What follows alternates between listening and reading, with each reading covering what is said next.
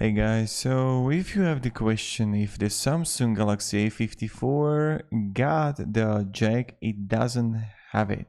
So I just want to make this quick video for you that if you're looking for the Samsung Galaxy A54, it doesn't have the jack. And now the only way how we can do it and how we can get it is that if you are going to have connected through the where you're charging it, right? So that's the only way how you can do it if you want to use it. But you would rather just buy normal headphones. No, I mean not normal, but you know, the earbuds. And yes, you can have the USB Type-C that you can connect the headphones if you would find on AliExpress. So if you would go to aliexpress.com and here you're gonna go to and write oh, my camera is moving. Okay. So if you would write here headphones,